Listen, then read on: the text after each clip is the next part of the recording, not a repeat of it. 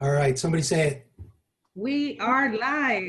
All right, thank you, Evelyn. We are live. Welcome to the e-commerce work group here on the John Lavinia Success Mastermind Network. My name is Stuart Wild. I am a student of e-commerce, and I always like to start these sessions with a disclaimer that I don't do these sessions purporting to be an e-commerce guru or some sort of a mega successful seller. I'm a student like you guys, and my intention with these sessions is to create a forum where we can all share things that we're learning along the way. Most of us are within a certain framework of understanding, and so it creates an opportunity where we can share our experiences and help each other along the way on our e-commerce journey. I want to welcome our special guests today, Neil and Jane Benison. It is Benison, right? Yeah. That's right. And they're going to help us unpack some product selection concepts and some PPC 101. And I've been speaking with Joe and Regina, and those guys have some questions about GTIN exemptions and brand exceptions and things like that. So we'll see what we can roll through today. I always like to start these gigs by doing a little bit of housekeeping, asking if anybody has any quick comments, any wins, any challenges, any quickie questions that we could kind of put on the back burner. Anybody got anything they want to share before we dive deeper? I love that. Nobody ever does. And that's great. I mean, honestly, last week was a big week for us. We made some big decisions. We dropped some Bitcoin on following through on some big decisions.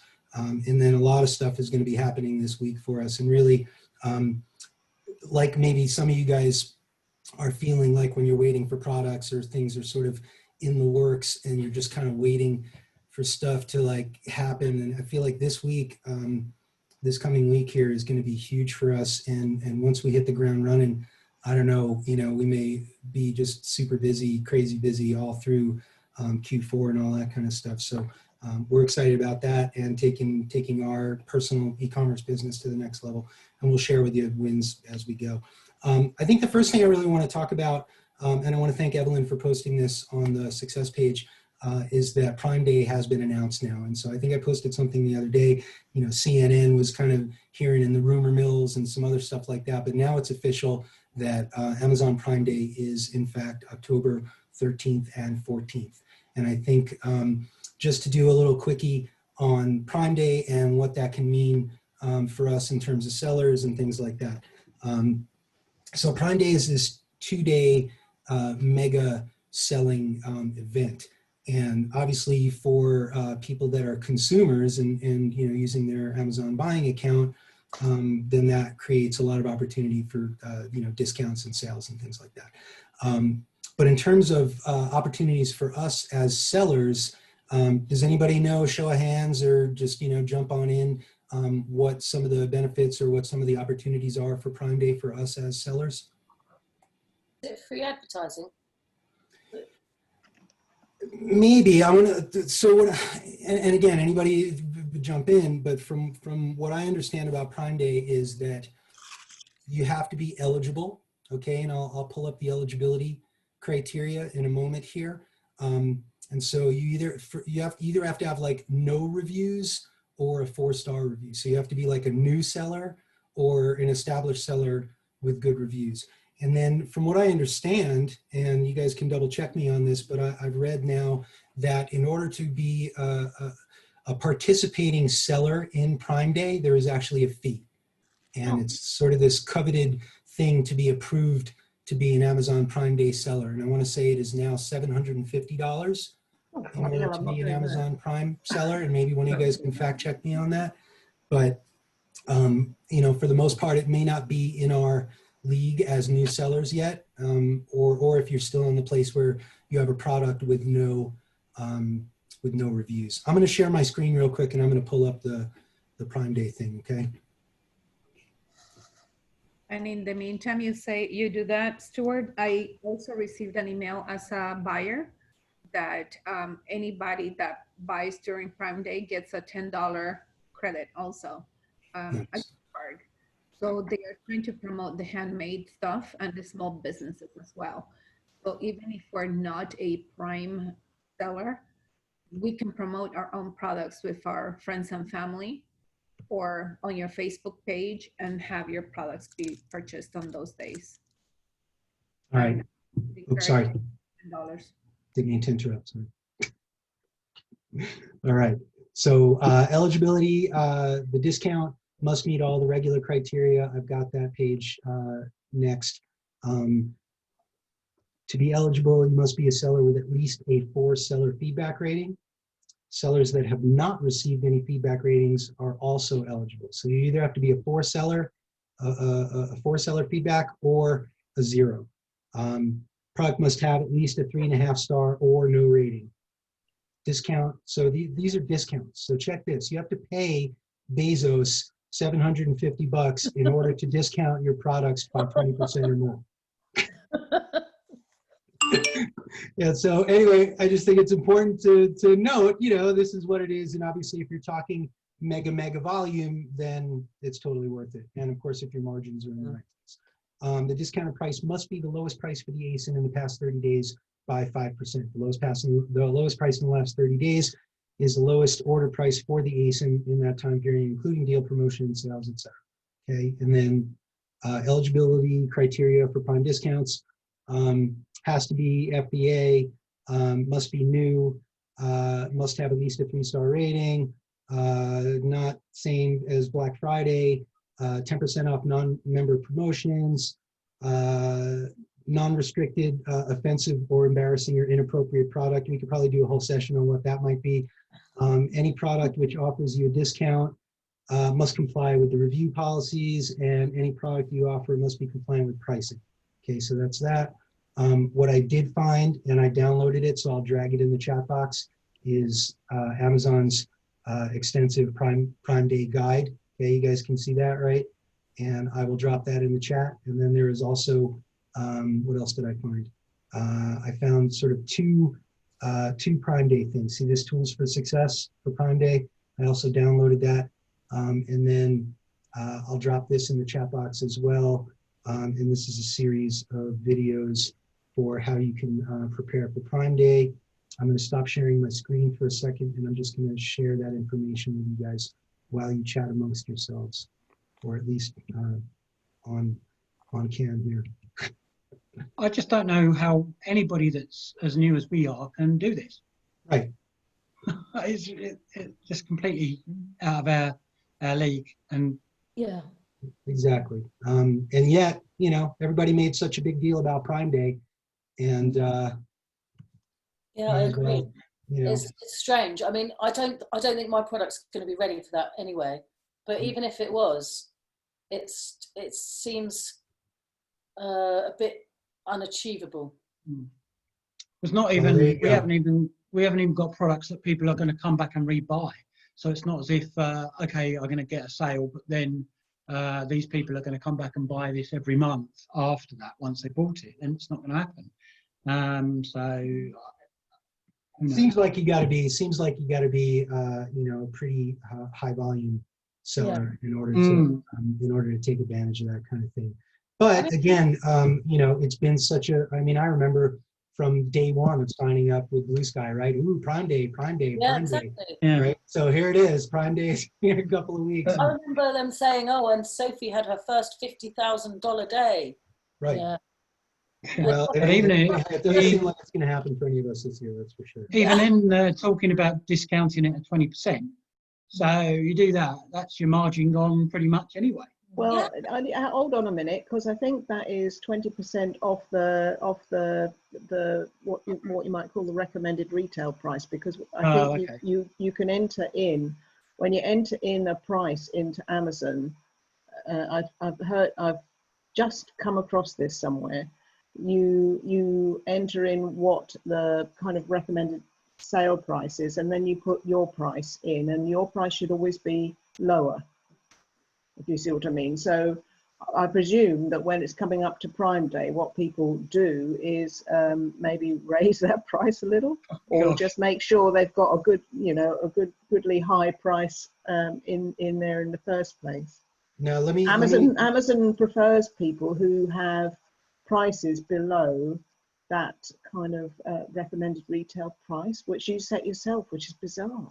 Well, I think really this comes into multiple products under one ASIN, right? Or if you are doing private label, then there should only be one ASIN for your product, right? And so in that sense, it's going to be based off of your own pricing structure. Whereas if you're selling the same product as multiple sellers, then maybe that's where you got to make sure that you're 20% less than any other price on it. Or I think didn't I just read it said 5% less? Should we go back and look at that?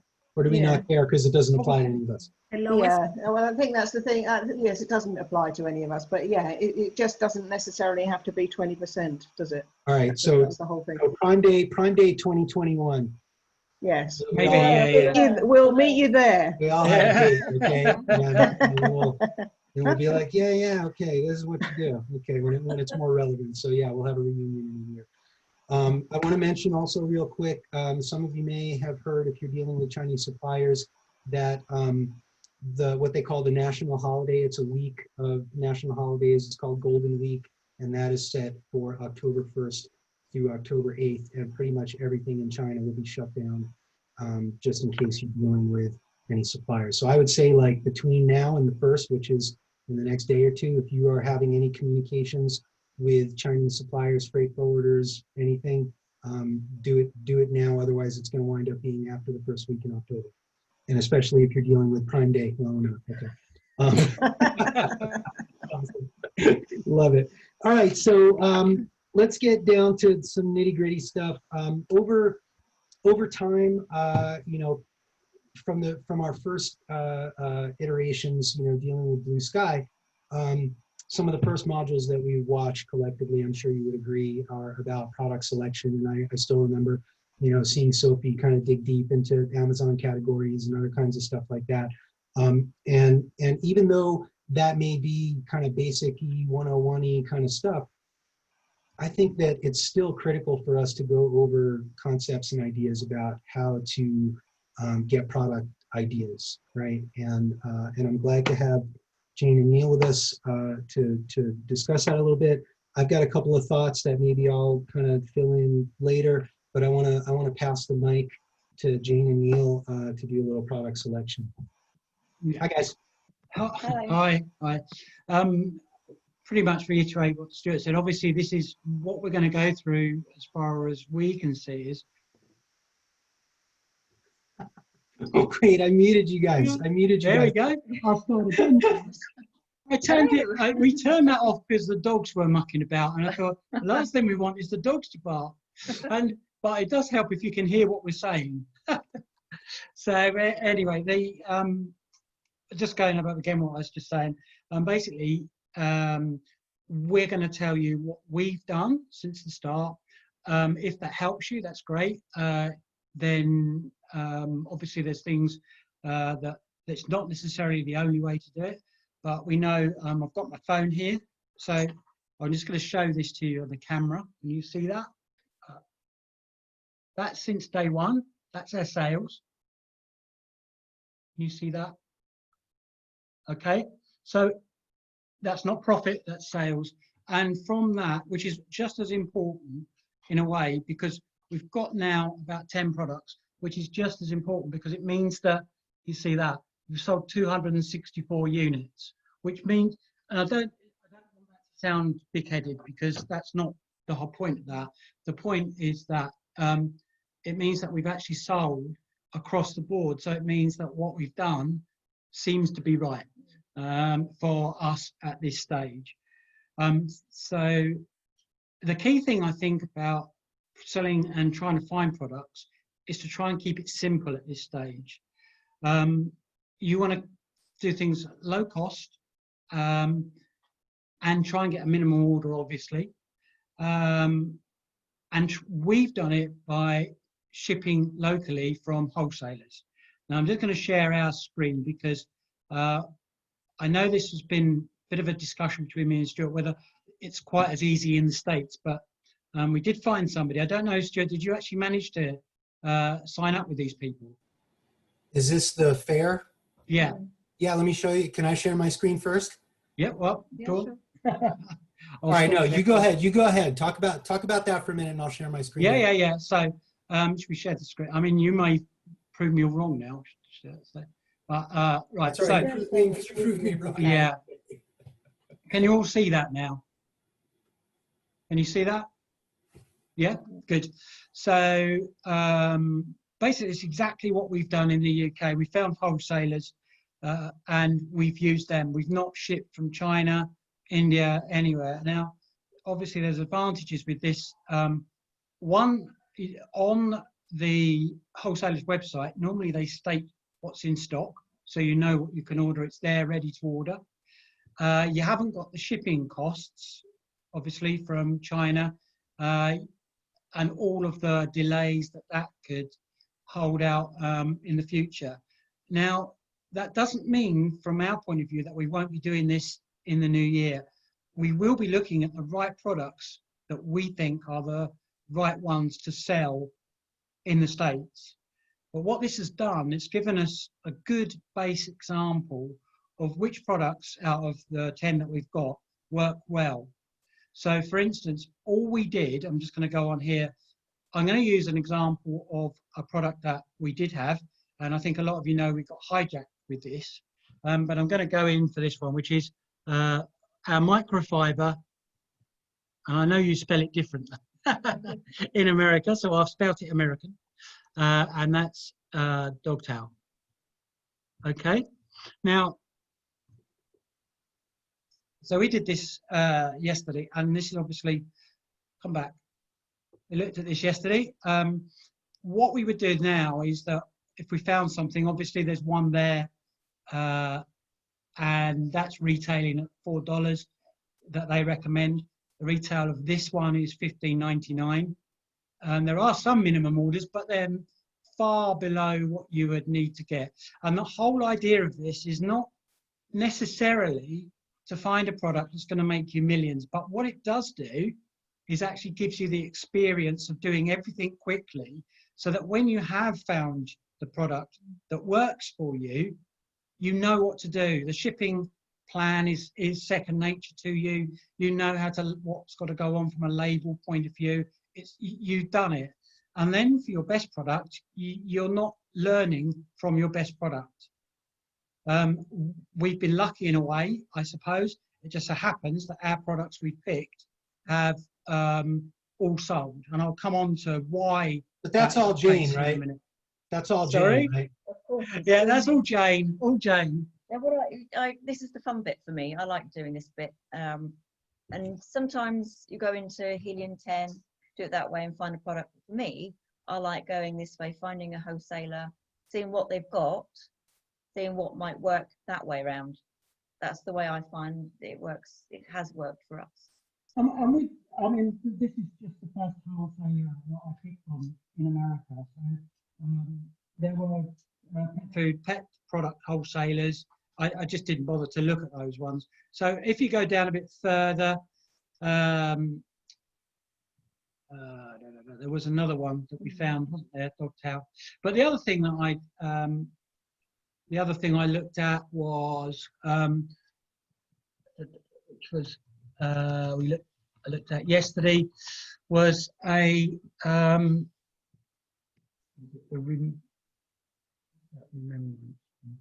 oh yeah, the memorial. So this is all we would do. I mean, I suspect a lot of you are doing this well. This is so this is another thing that came up again, which was a dog memorial stone that we looked at. There was this one particularly, but we wouldn't put that out on its own. Obviously, again, that retails at $25, so that's going to be, I wouldn't have thought a lot to buy that.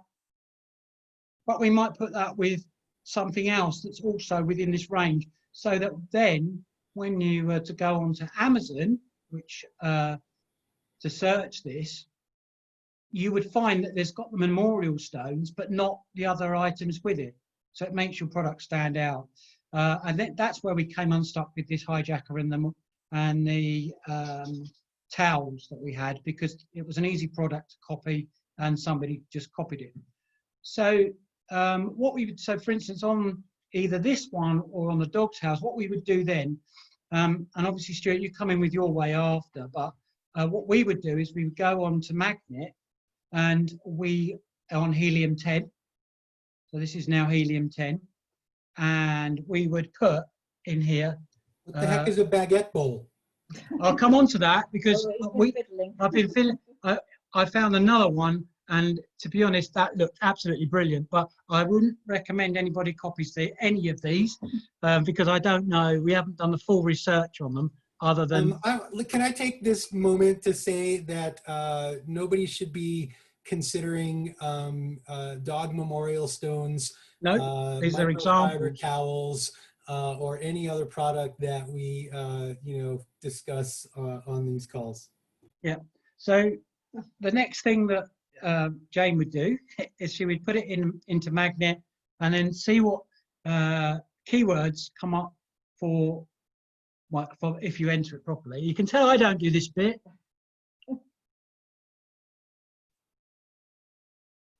So from here you can get. You're too busy saving lives and intubating people. Right? Yeah. So we've searched it obviously before, but we'll load it again from history. So it's now showing. Is everybody familiar with this? So what this is saying, just from that, what keyword of microfiber dog towel, there are 1,774 other associated keywords just with that keyword search that we've put in there. For that keyword search for your product is 376. Now, with our products in the UK, we're looking in total to get up to 1,000, okay? That means pretty much every day you've got about 20 to 30 people searching for that product under those keywords every day. And this is another thing that I'd really try and emphasize to people is that, okay, you found the product, but actually what you're selling from now on, and this is a real key mindset thing, is the keyword. So how many people are actually looking for that specific keyword? That's what you'll sell to a person when they go in, and then just hopefully that then your product will relate to that particular keyword.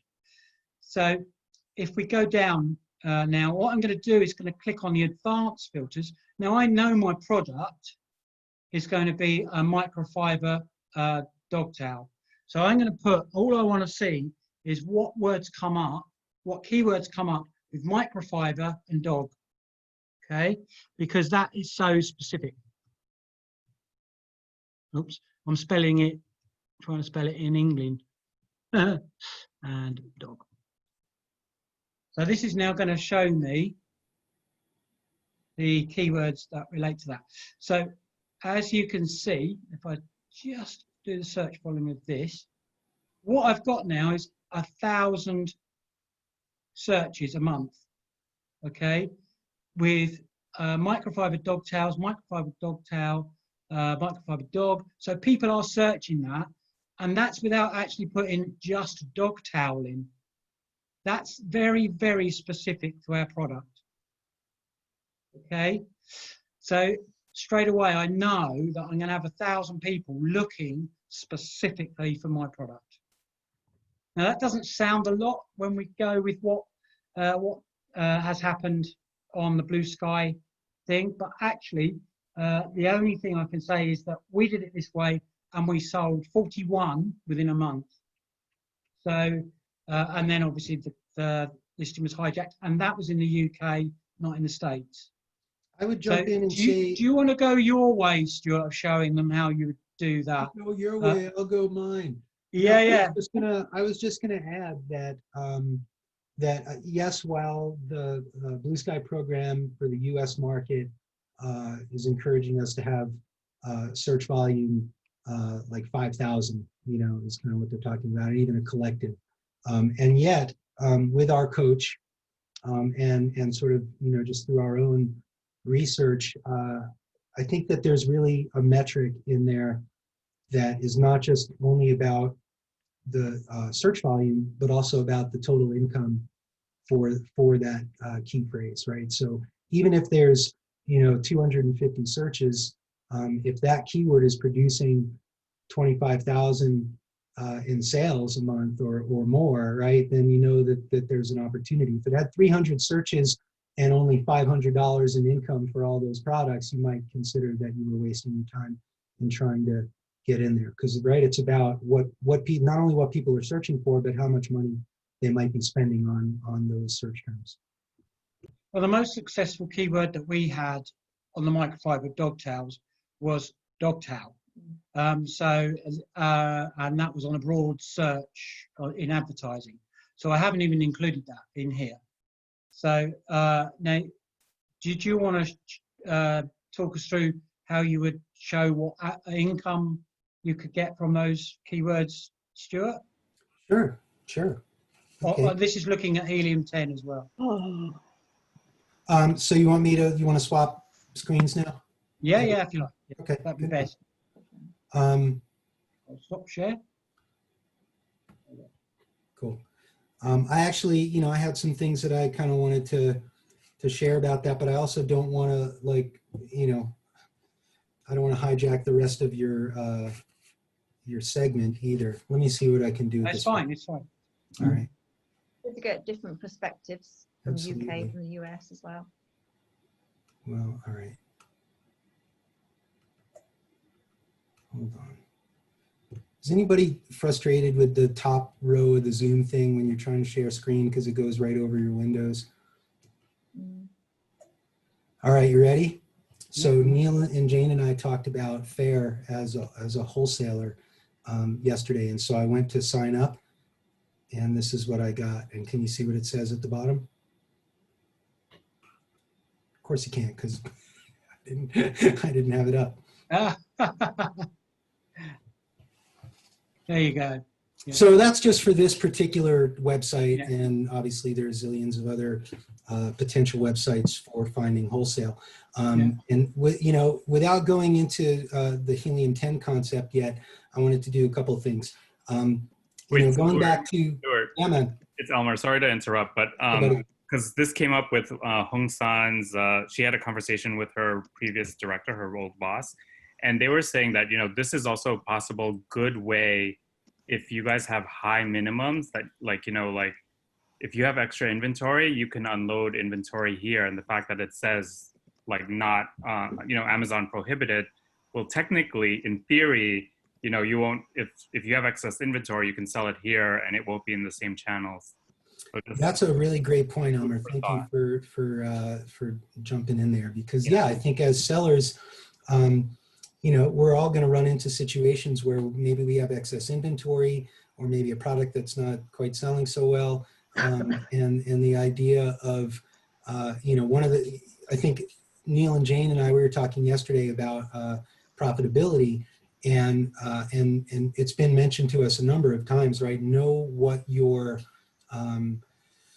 break-even point is, right? And know where that point is, where you stop making a margin, even if it's a minuscule margin, and you start losing money, right? So if you understand what that break-even point is, then you can drop products on a thing like this, and maybe you're not making as much margin, but you might be able to make some sales. So that's cool. So going back to some of the earlier things that I remember, let me see what else I got here. Hold on a second.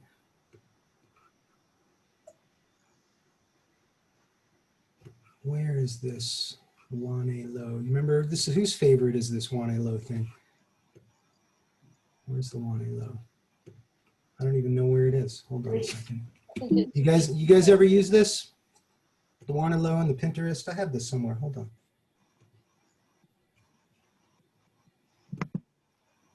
No. All right, I'm going to do it this way.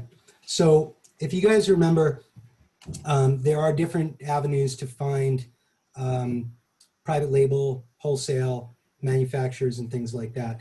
And honestly, my best experience is just using Google, and I think that's been recommended to us over and over again. And so depending on what you're looking for, I mean, just a simple search for private label US will also show you some other suggested searches, but this is not even product specific, but you can find, you know, warehouse or clearing houses, listings of private label suppliers.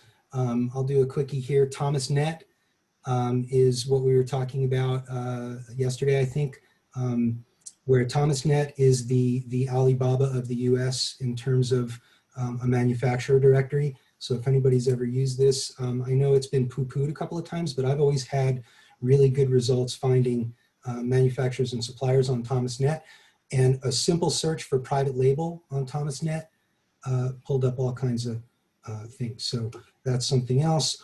There are a few articles that I found that I think can be really helpful, and I'll drop those in the chat box as well. But how to find private label suppliers talks about Thomas Net, Alibaba, what to look for, you know, what kind of questions to ask, things like that. So that's very basic, but good information. Again, a whole other thing on how to find private label. And again, you know, anybody that is comfortable using Google is going to be able to find this stuff. The other thing is talking about trends.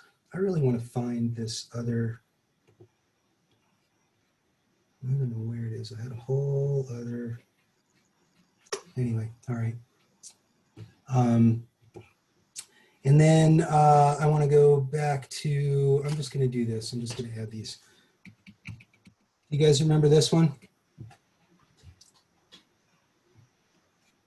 Want, need, love, right? And so you click on any of these and this is to get product ideas. This isn't necessarily to get manufacturers, right? But a lot of people are just really stuck in terms of getting product ideas. So you can click on any of these stores, let's say any of these shops, and you can just scroll through and get, you know, different ideas for different products, right? Then obviously you would have to find suppliers for those things like that. Has anybody used Pinterest successfully to search for product ideas? Anybody? Right, and so again, you just type in searches for things, right? So let's say,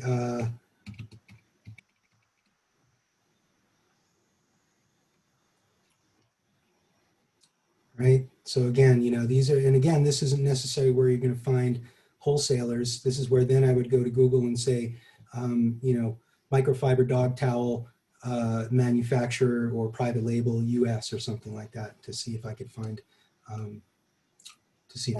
supplier with that. That's what I would do in the UK. I would just Google it, Google manufacturers, Google wholesalers, and just go troll through the pages. And yeah. And if you call out anybody, I mean, really, okay, we could say private label pet products USA, right?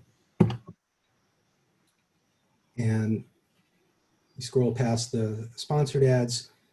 Again, you know, Thomas Net comes up first, but you know, you're going to come up with all kinds of things. So really what I've found is this formula of, you know, oops, sorry, private label, and then whatever products you're going to be searching for, right? So you can, you know, fill in the blanks there. But really the formula that I think is really effective is private label, whatever you're searching for, and then US, okay? And then I'm going to stop sharing my screen here for a second. Actually, you wanted me to do why did you do the helium 10? A little helium 10. Hold on. Yeah, I mean, all this put aside. The important thing about this is that if you're waiting for stuff to come over from China, there's no reason why you can't just get hold of 10 or 15 items or whatever the minimum amount is they'll allow you to spend for $100 or whatever, and just get it out. Because what that does, it just gives you that bit of experience before you've got $1,000 worth of shipment coming over that you're learning on. You don't, well, we haven't got to that level yet, but I can't see that it's best to learn on your product that's going to be so important that you get right. You learn on maybe one or two small ones, that you've spent not very much money on. Well, and this is the way how to find these products, I think. We were talking yesterday about how through the Blue Sky, there's an Etsy challenge, but really, even just doing our own little version of like a wholesale challenge where it's about finding a small MOQ of easy to acquire products that you don't have to spend a whole lot of money on, that you can get the experience regardless of, the big margins or not. With our Etsy product, we didn't make margin on it, but we sure learned the whole process from ordering to shipping and shipping labels and listings and all that kind of stuff. So it is really valuable to do something like that. The other thing that we found, Stuart, is obviously that's how we started, but we've now found 3 or 4 products that actually we can scale up and buy, which is what's going to happen in this Q4, is that we're going to be sending 200 units in of stuff that we started off with really quite small orders because they've done quite well. Yeah, we're talking like 10 or 20 at a time. All right, so I found my window of what I was looking for before you guys. So I want to go. We were talking about this yesterday. Oh yeah. And this is one of the first things that I remember writing down and downloading and incorporating into our e-commerce arsenal. And if you don't already have the Amazon Suggestion Expander extension for Chrome, make note of it and download it, because what it does, and if you haven't been using it, what it does is it makes any, and this is what I was getting at with Jane and Neil, is that this is sort of my first line of defense. If I want to see if there's, product ideas and viability, remember, we're always thinking in terms of keywords and key phrases, right? So just for example, typing in, let's see, I'll just go top level keyword at first, right? So even if you just type in dog, right? With this suggestion expander, now you can see any other associated keyword or key phrase that goes along with dog. And of course, as you dial down, then we can say like dog towel, right? And so without even typing in the whole thing, you can see all the suggested key phrases that come up, right? And so dog towel is number 1, but look at, and these are all listed in order of search volume. And so you can see the pink has keywords before, or the keywords are before, and then there's an extra one. It's kind of a weird way to look at it, right? It's almost like words after the keyword are there, and then words before the keyword are here. And just go into dog towel, right? And what this will do is it will pull up the top level search, right? And then you guys know that you can use your, does everybody also have the Helium 10 extension? Where then you can use X-ray, right? And so I'll just do this real quick. Now remember that this is not a long tail keyword. This is really a top level keyword that's going to be a little more competitive to try and get in on. Okay. And sometimes it takes a moment to calculate, but and as you guys know, this will tell you the total search volume for this particular set of keywords, right? You see that there, 8,000. So that would definitely like give me a thumbs up in terms of is there enough demand for a product that would go in this keyword. And then I would look at the revenue. And in a moment, it'll bring up all that stuff. Sorry, guys, I don't know, maybe my connection is slow today. Does anybody else have any problems with Helium 10 loading a little longer? Sometimes. Yeah, sometimes I do. I guess when I'm on Zoom, especially because it's just another internet connection. But of course, what you can do is take a quickie look. You can see the sales. You can see the revenue for each of these ASINs, right? You can also sort it by any of these things. So if you sort it by revenue, top products, 64K a month, right? You don't necessarily want to compete with those. You might want to compete with the ones that are making, 5 to 15,000 a month kind of thing. You can see the number of sales. Why is it not giving me an aggregate revenue? But somewhere in here, it'll tell you the total revenue for all these products. This is the same information that if you were to go to Blackbox and do a search. So I'm going to do that real quick. Watch this. Okay. I think it'd be better on that. On the yeah, I think so too. So Black Box, as you guys know, is one of the tools that's in the Helium 10 arsenal. It's pretty much the first one. And you know, those of you that have seen me do other demos from the beginning of our Blue Sky experience will know that my favorite tab is the keyword tab. Sophie seems really fond of the product tab, and I think if you're looking for specific products, then you could type in very easily in here, and Neil and I did this, Neil and Jane and I did this yesterday, right? You could type in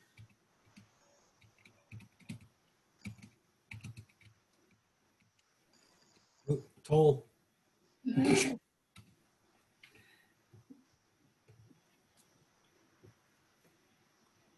Okay, and then when you're talking about the products tab, it's been recommended that we sort by revenue high to low. You guys remember that? And this will show you the best-selling products under the key phrase microfiber dog towel, right? So you can see these, and this is data on individual products, right? So this product has 2 sellers, 20 bucks a pop, 20.99 a pop, 520 monthly sales, 10K a pop. For this, you can get an idea of reviews and things like that. And these are all individual products. So, you know, if you're looking for product ideas, this isn't a bad place to go in terms of just doing a quickie search for your keywords. But what Neil is talking about in terms of the way I like to do this, I use the keywords tab. And how many of you guys that are regular Helium 10 users actually go into the meat of Helium 10 here beyond the extension? Because there's really, you know, a lot of stuff in here. So again, I like to use the keywords tab, and then right up here, I'll type in my search. And then when I search by keywords on Black Box, I don't sort by revenue, I sort by search volume. Search volume high to low. And the key thing with that was when we looked at it, okay, you only in total had 1,000 searches, but look at the monthly revenue that those particular searches, 16,000. You know, that is a nice bit of income that you could easily get into. Well, and I would say that, you know, once you start getting into 3 words like this, then these are shorter versions of long tail keywords, right? But anybody that's going to be searching for a microfiber dog towel, that's a pretty targeted keyword, right? They're not going to go there and see a bunch of dog towels and go, oh, that's not what I was looking for, right? The key thing is then to get your product absolutely the one that stands out. So this is why we had 2 towels and a dog mitt. When they came and looked at that particular towel, they saw that they also got a dog mitt with it, and that's why it sold. So interesting. Whereas nobody else was doing that. Interesting to note that dog microfiber towel has a higher search volume than microfiber dog towel, right? So it's not always what you might think. It's more about what the actual things that people are searching for, right? So you might think, well, I have a microfiber dog towel, that's going to be my main keyword. Well, if you really want to work the organic rankings, right, you're going to have dog microfiber towel in your copy, in your bullet points and things like that, because that's going to tweak searches for these things. And of course, when we start talking about PPC, these are also things that you want to extract, right? So you guys know that any of the searches that you do on any of the Helium 10 tools allow you to download that data. And it usually comes in as a CSV or an Excel file of all those keywords, right? So if I were to do this, right, you'd see there, right, it just downloaded on here as a spreadsheet file. I'll let that pull up. And then the other thing I'll show you here, and you guys probably know this, right? But on the when you're on the keyword tab on Helium 10 on Black Box, on the far end you can see where it says actions, right? And it allows you to run magnet like Neil and Jane did, but it also allows you to look at that top level search on Amazon. So it pulls up that key phrase so that you can get a quick look at what products, how many sponsored, right? So I'm looking at this right away, dog microfiber towel versus microfiber dog towel, Neil. And immediately the first thing that comes to mind is that, yes, you have the big banner sponsored ad on top and you have one sponsored product here, but that's it, right? And the other one that we looked at, microfiber dog towel, had sponsored ad, right? That was all filled. This one might have more of a niche because in terms of PPC, right? Because there's no other sponsored ads here. So that's actually, you know, something that I would look at in terms of product evaluation. And I don't know if you scroll down any more on that page, Stuart, were they, if you scroll down, are any of them selling them with a dog mitt? No, they're not. So if you get on there and somebody shows that you've got a dog mitt, a microfiber mitt with it, as well as 2 towels, it's giving you an advantage straight away because they're not there. And we were even looking at that yesterday with the concept of, are people actually searching for dog towel set or dog towel with mitt or dog grooming set, right? These are all things. And I think, you know, I wanted to mention, like, coming up, like starting to think in keywords. I'm going to stop my share here. Starting to think in keywords, it takes a bit of a mental exercise, because I think that we all have a tendency to think in products, right? But one of the exercises that I've been doing is I'll take any object right off of my desk. Do this all, everybody. Look around, pick up an object, whatever it is, right? And come up with 10 ways to describe that object. Okay, and the first few might be really easy. It's a pen. It's a black ink pen. It's a handheld ink dispenser. It is a pencil with ink. It is a whatever. And these are ways that we can start wrapping our heads around other ways to describe things. Because if you remember, certain people telling us in the course, the more ways that you can describe something, the more keywords and key phrases that you can market your product to. Some of the hardest things to market are the thing that you can only describe in one way. The more ways that you can describe something, the more avenues to market that product you might have. We had this conversation yesterday, didn't we? And I said that don't get tied up with in your head of a product that fits the Amazon sort of cliche of what it should be. If a table leg has got keyword searches that would mean it would sell, that's what you're going to sell. You're going to sell a table leg because that's it. And that's the key thing about is finding those keywords that relate specifically to that product. And I think we do, and it's easy to that because that's what we were told when we first joined. Look at that nice product, look at the way you can market it, and they all fit into sort of the Sophie nice product. Now, but if you listen to her and other coaches since then, they'll all tell you to try and get something up very quickly so that you can learn quickly. It is really finding those keywords that are very specific and people are looking for. Sell the keyword, not the product. That's all I can say really on. I'm going to share my screen again real quick. Jean had posted a question about going over magnet again. So Neil, I'll have you run through that. But I wanted to show you that this is the download that Helium 10 spits out through any of their tools. Now, of course, on this one, what's interesting is that there are only 6 keywords, but you might be able to describe that in other ways, right? And sometimes if you download, right, you're going to wind up with hundreds of these. And this is the more you have of these keywords, and then you can sort of identify which ones are going to be your top level, which ones are going to be your mid-level, and which ones are totally irrelevant.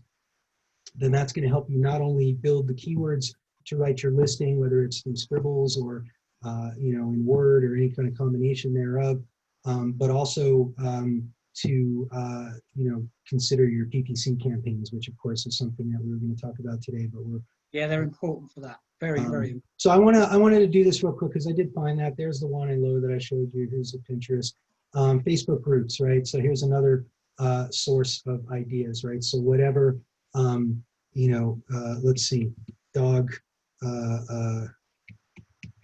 Linen supplies. There you go.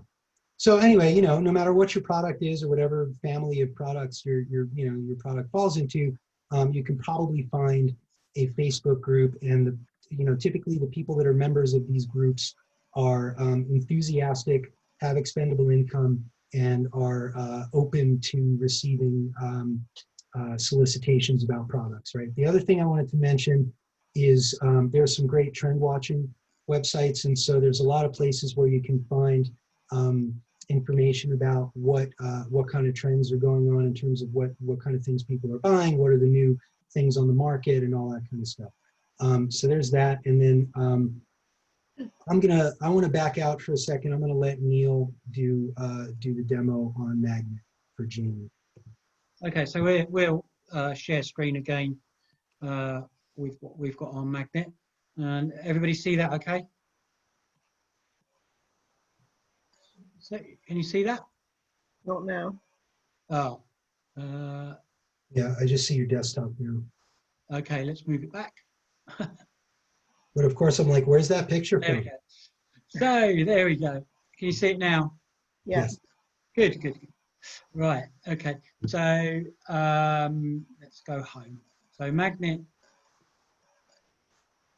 I think I'll let James talk this through, because we've got Magnet. This is the home screen for everybody. So Magnet is over here, second one down, just underneath both black. So we click on that. So James obviously found a product, and one that I was looking at earlier, which was on Fair, was the baguette bowl. I found baguette bowl, and so we put this one in and obviously load it up from history, which we did before.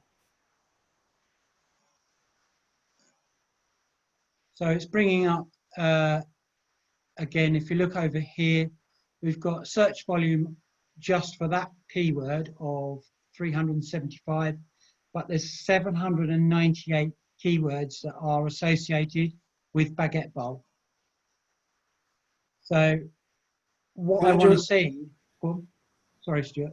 No, don't be sorry. I was going to jump in and say that right below your mouse there, your cursor, where the word frequency is, I think it's a good idea to talk about like the difference between different level keywords, right? And so you have sort of your top level keywords, but then you have sort of your secondary keywords, which are going to kind of go more in the back end, or that you're going to weave in through your description and through your bullet points. And it's a good idea to take all those keywords where it says word frequency and just cut and copy and paste them onto a Word doc or onto a notepad or something like that. And then when you're writing your listing, those are the words that you want to sort of just try and interject and weave in. And of course, the challenge of writing good copy is to not make it sound like an advertisement, but like those are the words that if you weave into your listings, then you're going to get more traffic.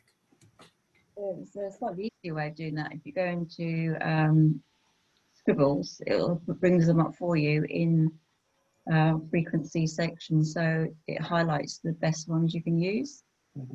So we can do that again. So this is not me, so I don't know this bit. I love that. If you were to go back to that Magnet search, you can see that you can export the data from that search right into Scribbles. Yeah.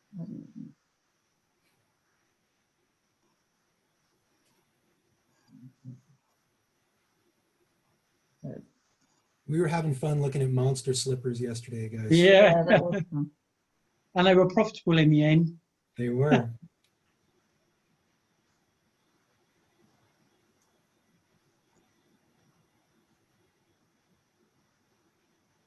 The place to export is up top.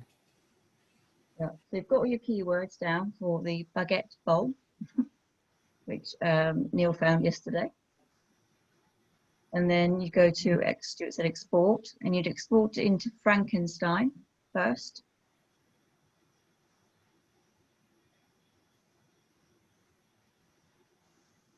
That brings up all of the search words and keywords. And then what I would do, this is just what I would do, I maintain phrases, then And that's why it's called Frankenstein. yeah, and then one word or 2 word phrase. It makes it a lot easier to read. And you can remove common words if you like.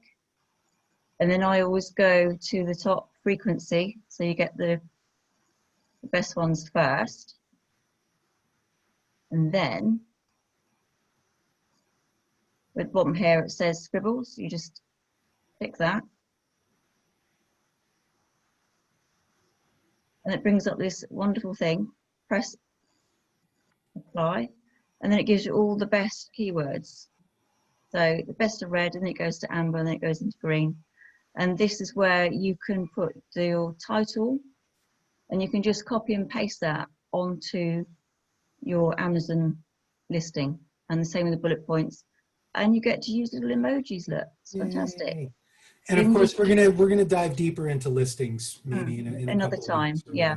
But this is the bit, this is the fun bit, and it makes it so much easier because you can muck about with this as much as you like. You're not worried about if you're messing about with your listing, but yeah. Right, and then Jane, as you use and utilize those keywords, then you start getting number counts, right? Exactly. And yeah. how many times you repeat it and things like that. It also, I think that's great, and that's definitely yeah. we should definitely dive deep into listings on a future gig. I'll go back to the baguette thing just very quickly. On magnet. This is again where we were at with the dogtail. So we go back here, and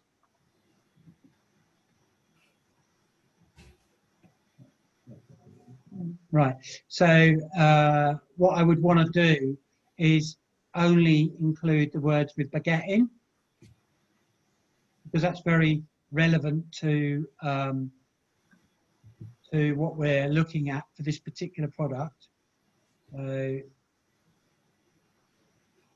then apply that, have a look and see what comes up.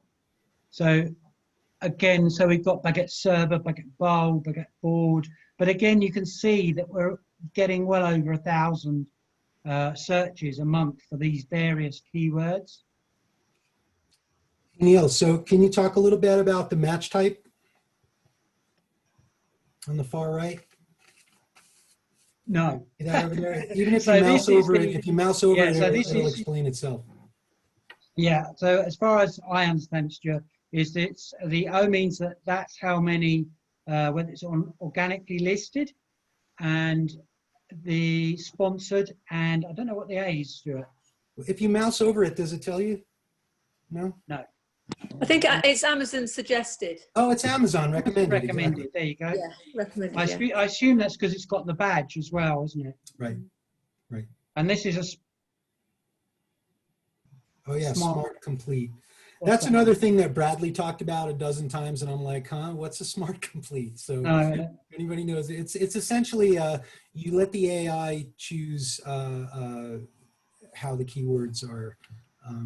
I don't know. Somebody should look that up right now. What is smart complete on Helium 10? But anyway, it was just another really one that I found on Fair that was a product that you could say maybe do a couple of the baguette boards or something to go with it. That again, you're bundling your product together. It makes it unique, and it looks like there's the searches there for it. So it was just that really to show that we'd been chatting since yesterday, possibly found 2 or 3 products that were worth a go or trying if we were going to do it.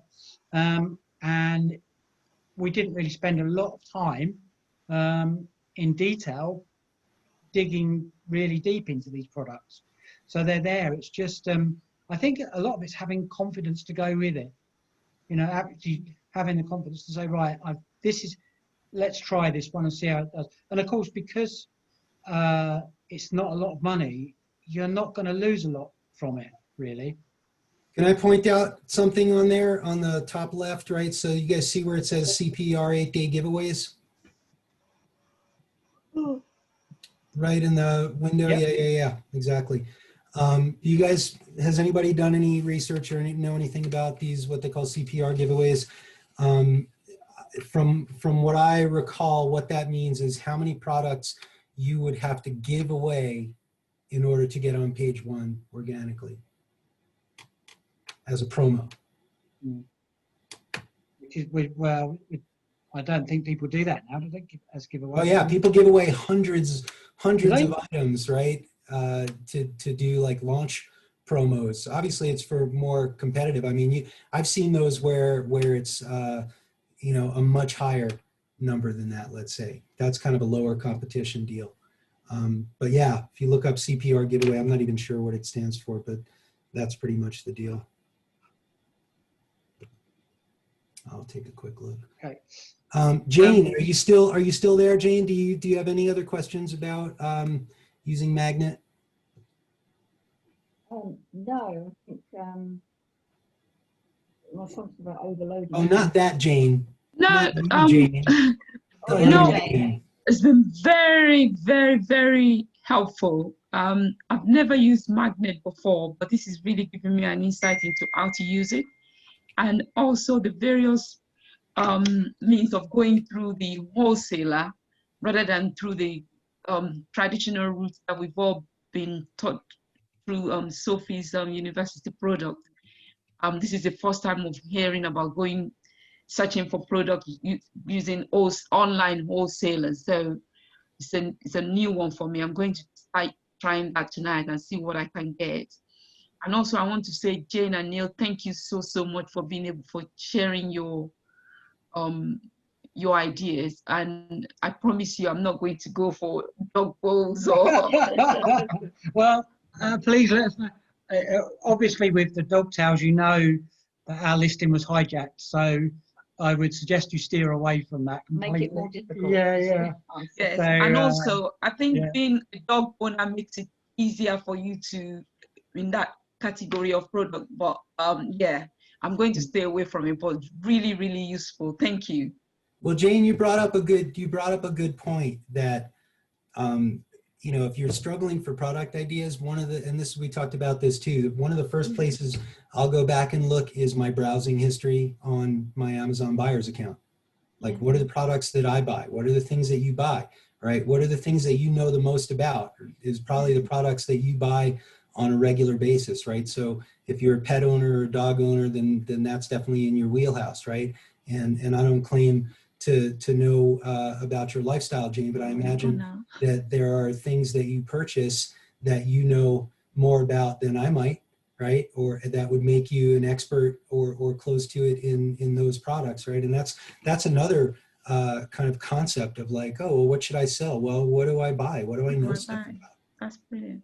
And another thing you mentioned to it was the Amazon extender. Yes, it's called the suggestion expander. Suggestion expander. So why do I just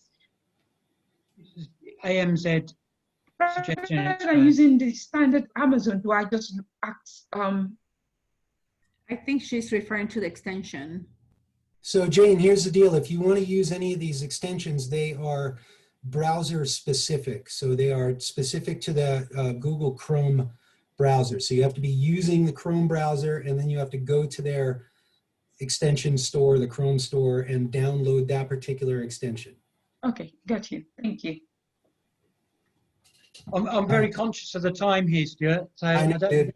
So we were going to talk about paper clips today. Paper clips, yeah. Okay, so do you want me to? I'm going to go in. Do you want me to start with this very quickly because it's such a massive topic. Yeah, I think that this would be, I just want to interject and say, I think this can be a great introduction. We can kind of roll through for a few minutes. Obviously, you know, we're kind of at the top of the hour, but I'm cool to stick around for a few minutes if you guys are cool to stick around, and we'll have Neil do kind of a very basic PPC 101. And then we can, in subsequent weeks, we can dive quite a bit deeper into that. So is that cool with you guys? That's right. Yeah, that's fine. All right, Neil. I'm going to share my screen again. Okay. With the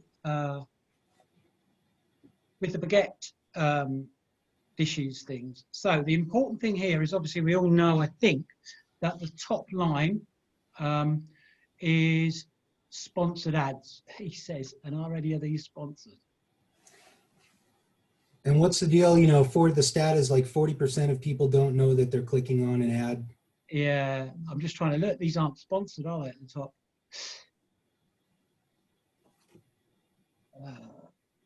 Okay, let's just try and let's do our dog tail. So my favourite one, the dog tail. And it's because I want to show you how people basically get. So these top 4 are sponsored ads. Okay, so they're all paying to be in that spot. The way PPC works is that you have 2 sides to this, that you bid to get into a spot, and then every time that somebody clicks on your ad, you pay for each click. So there's 2 sides. The actual bid is not the same as how much you will pay.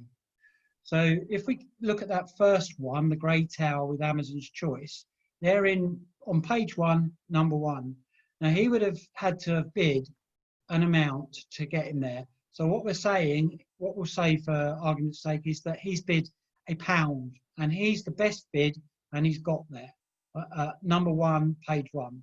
The second one didn't bid quite as much as the first one. So he's obviously bid a little bit less. So we'll say he's bid 90p, but that's only got him to number 2 on page 1. And the third one, 80p, and so on down all of the pages. So wherever you bid, it will get you generally into those spots on the page. So the highest bidder gets the best spot. But the thing is that when you click on that, it doesn't necessarily mean that you're going to pay £1 for that spot. The click actually might cost less than the actual bid that you've made. And that's when you get your advertising report and you can see that you've bid £1, but it's only cost you, say, 70p to get to that spot. But it's very much the highest bidder gets the best spot. But that doesn't mean you're going to pay the cost per click the same amount. You know, So let me jump in and say real quick that, you know, Yep. because the way Amazon advertising talks about their pay-per-click campaigns is in terms of auctions. And I think it's important to sort of look at it that way, because that's really what you're doing. You're bidding on a price, and it's essentially an auction to have your ad placed in a certain spot. There is a question about this, is whether, we were talking about this yesterday, myself and Stuart, is whether that top line is necessarily the best place to be. Because a lot of people will go on this and scroll straight down and they won't even look at the top line. And it is an argument to say, well, actually, the next line down of sponsored ads, which is here, is possibly better in the middle of page 1. But you should certainly try to get yourself on as many keywords with your PPC on page 1 as you can. So what I'm going to... That little Aussie looks like my dog, man, right there. Which one? Right. Yeah. So, let me jump in and say that the concept of PPC, or as Amazon likes to call it, CPC, cost per click kind of thing, just to be clear, when you take out sponsored ad campaign, you do not pay to have your ad listed. You only pay when somebody clicks on your sponsored ad.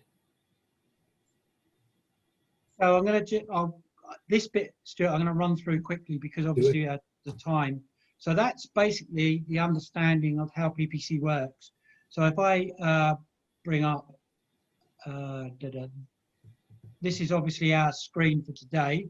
In order to start a campaign, okay, you would click on Advertising Campaign Manager, which would then bring up this page. And once you're in here, it's then create a campaign, which brings it to this page. The only page that we're worried about at the moment, unless you're branded, we're not branded, so the only one that you're worried about at the moment is the first square, okay? And you would click on that here to continue, which would bring you to this page. This is where your campaigns are set up, basically. What I do, and which I found over the last few months has been the best way to do it, is to set up 2 campaigns, one of which is an exact match campaign, and one is an auto campaign. Now, the exact match campaign is advertising those keywords that you think are the best ones that you found when you were setting up your listing. Okay, and the other one is an auto campaign. Now that campaign is a campaign that Amazon will run for you. So to go back just on the exact match campaign, what you would do is basically put your name of your campaign in here. So this is towels. Put the date in, because obviously you may want to run other campaigns. So you need to know the date that you started this one. Start date is obviously today. And then I always leave the end date clear so that the campaigns run and I monitor them all the time. My daily budget, I always put as £10. Okay, so that means that they will spend up to £10 on this campaign. It doesn't necessarily mean they will spend that, all of it, but it will go up to £10 and no more. So it could stop, if your budget's not enough, it could stop at 8 o'clock in the evening, and you may need to increase it. But that, again, it's going to be down to you what you're deciding to do. I'm sorry, this is going really quick, and I'm very conscious that I'm trying to confuse people here. So I'm saying about the manual campaign, you would then click your manual campaign on there. This, to me, is really important as well. The only one I ever use for a bidding strategy, and this is when we want to get onto that page 1, when we want to get into that best spot, is that Amazon say to you, you can bid, there are 3 types of bid, and that you can have you can set your bid and lower than that. So that means if, say, that first square, if I want to bid and I say, well, my maximum bid is going to be £1, but if it only costs me 80p to get into that square, then that's fine. 80p is all that Amazon will charge me. That's with dynamic bids down only. With dynamic bids up and down, Amazon control the amount of money that they will spend. So if you want to get into that #1 spot, they can bid up to 100% more of what you say your bid is going to be.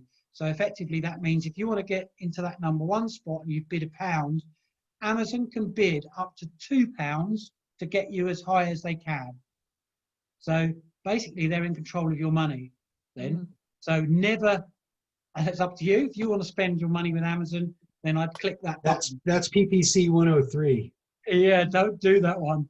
Just don't do it. Anyway. Can you quickly talk about the benefits of doing an automatic campaign before you start doing manual campaigns? Yeah, the only reason I do a manual campaign at this stage is because I know what keywords are really my best ones. So those are the ones, because obviously I've done the product research. So we found out, like, for instance, microfiber dog towels, we looked at that earlier. That's one of our main keywords. What we don't want is the auto campaign picking that up. We want that to be excluded from the auto campaign, and you can put that in as a negative match, but we want it to be advertised on our manual campaign because it's one of our best ones. So basically, we don't want to waste money. You see what I mean? Yes, but so I guess I want people to be clear that before you go ahead and do a manual campaign, typically you are starting with an automatic campaign to. And a manual campaign. And so you do an auto and a manual at the same time? Yeah, with my very, very best keywords. And then what I do is I copy and paste my my best keywords into the negative match. I'll come on to that. So just to go down here, you can pick the product. This is our product here, the microfiber dog tails. And then here we go. We are going to match. You can see all of our best keywords are here.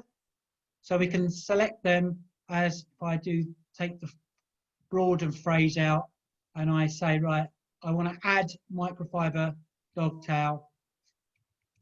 It's added there as an exact match. Okay. Now, this is one of our better keywords. So we want to really rank very well on this one. So the bid range that Amazon are suggesting is between 36 and 70p. With my best ones, I will always go a little bit over the top. I would probably go to 81p because I want to be the best. I want to rank as high as I can on this particular keyword. It's my best keyword.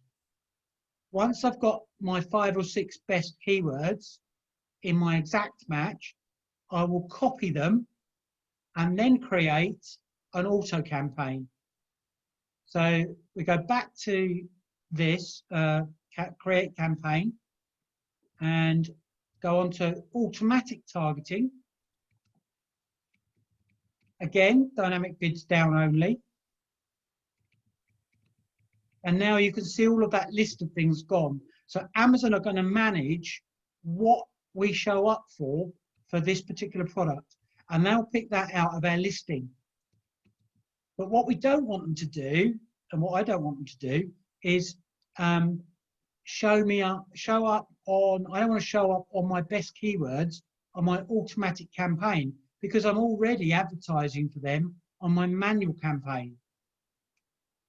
So I want to negative match those. So here, I would put those 5 or 6 best keywords in here and click negative exact so that the auto campaign didn't spend money looking at those keywords. And that's quite an important thing, really. Now, either they will, when you're doing an auto campaign, Amazon will either set the default bid across all of your adverts for, and they're suggesting 50p. I would always adjust this up by a penny or two anyway if you're going to leave it at the default bid, because everybody tends to leave it as a 50p. So if you put in 51 or 52, you'll always get up to the next bid spot on your advert. Never leave it as a round number. Or you can set the various ranges on the auto campaign. Now I've started doing this because obviously I've just got a bit more experience at doing it. So on the auto campaign, what I tend to do now is where the auto campaign is looking at something that's a close match, then my product is more likely to sell on those close matches. So I will increase the bid on the close matches and increase it on the loose matches, but take it down on the substitutes and the complements, so that it gives more emphasis on the close match to my product. I hope that makes sense.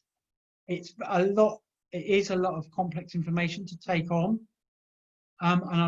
That's after this, I'll show you, once you've done this, this is the advertising report that we got on our microfiber dog tails. And this, the whole idea of this particular campaign is to get data in the first couple of weeks. And as you can see, we had 120,000 impressions, 397 clicks. So we paid for every one of those clicks. When you first run a campaign, if you can get around about 50% of your campaign, you're doing very well. against what you've spent. So that's the money you've spent against the sales that you've made. Advertising cost of sales. That's what that means. But this is another sort of evening all on its own to how to optimize your advertising. So I think I've probably said enough, and I'm going to stop there. I don't know what you think, Stuart, but if I go on, I think that's great because honestly, yeah, I mean, we're just skimming the surface of this. Yes. What I thought we would wind up doing today was pretty much that. I know we went long on product selection or product ideas, but at the same time, I think this is all critical stuff. I didn't have anywhere else to be. Hopefully, it was valuable. It was valuable for you guys as well. Yeah, and this is also sort of a beta test to see, if we could get folks from the UK and the US on these calls, and and really do as much good for our community as we can. So it seemed like we had like 30 people. We still have 30 people, and we're like almost a half hour beyond time. So maybe that's a good signal that we could do. I think it's a very good signal. Probably one of the very, very good, because I think most people in the UK would like to know what we're teaching now. And I think most people in the group actually, probably if we do it in one of the core time and then we do it at a later time, that will bring in more people. That's just my suggestion. Nice. Well, how much nicer is it to be a part of a discussion than just watch a video on something? And I think that again goes back to where the real value in this stuff is, because we could all, there's 100,000 videos on all this stuff, but the real value is like, hey, wait a minute, can you go back to that? What was that? Can you answer this question? So yeah, agreed. And yeah, I think that depending on, let me think about what's going to happen next week, but maybe we'll alternate, or maybe we just change the time every week. If I could get, some feedback from folks, whether it's via email or Facebook or whatever, about whether or not you guys would all be more interested in regularly attending a session like this at this time, then I think it works for me. And if it works for you guys, then maybe we can cover as many bases and we'll go from there. So I think that's great. Thank you to Neil and Jane for your expertise and your experience, and for sharing your experiences and what's been working for you. And I appreciate that. I appreciate all you guys showing up and participating and having an interest in all that. So I'm gonna stop recording here. So this concludes our session today, Monday, September 28th of the e-commerce work group. And again, I want to thank everybody for showing up, and I think it was an awesome session. Thank you, Stuart. Thank you. Thank